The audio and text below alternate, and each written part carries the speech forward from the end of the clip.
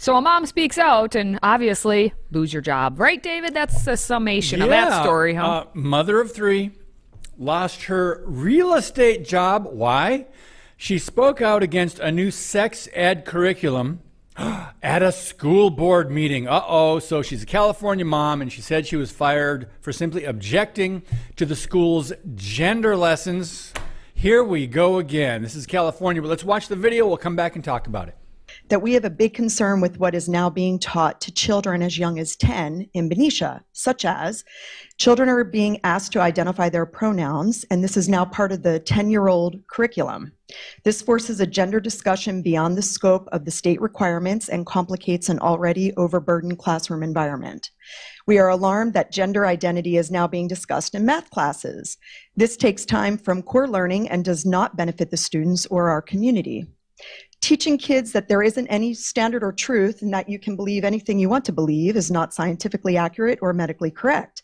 For example, the notion that a girl can decide to be a boy or a boy can decide to be a girl is not true and should not be taught. The new curriculum teaches that individuals can decide if they're male or female, regardless of anatomy, does not explain that a boy cannot menstruate and a girl cannot impregnate someone. This is not scientific or medically accurate. Our 10-year-olds will now be taught that they can receive puberty blockers to prevent their body from going through changes that make them uncomfortable. All humans are uncomfortable during adolescence. To teach vulnerable children that a lifetime of dependence on medical care is a viable option is completely unacceptable. Whoa, David, whoa. She came at us so aggressively and so emotionally and so just illogical. And obviously that means irate. That means she cannot sell you a home. Gosh. Clearly. This is just, communist policy right here in America. Her critics launched a campaign to get her fired. So because I voiced my concerns about things like 10-year-olds being told in school that they can take puberty blockers, and I challenged the new curriculum that teaches children that boys can be girls and girls can be boys, the bullies in Benicia decided I should be fired. And you know what? Compass, a powerful national company who could have stood up for me and my American right to voice my opinion as a mom at a school board meeting, caved to the bullies' demands.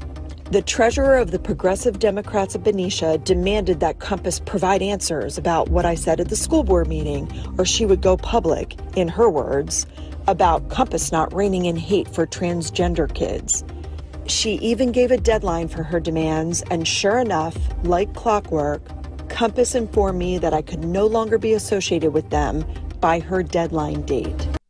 All right, Katie, so Patrick, truth is now incendiary language. There's the word, incendiary. All right, but the lesson of this one is parents, speak out. Please. Don't let them silence you on this, because it is going to happen. And this is the way the crazies are going to win, is if you see, if I speak out, I might lose my job. Yeah, it might happen. But you have to speak out because you have to stand up for the truth. Because if you don't actually stand up for the truth, then they win easily. At least put up a fight for it. And I know that she lost her job, but she's still fighting for it even after the fact. Because what's more important, your job or your kids?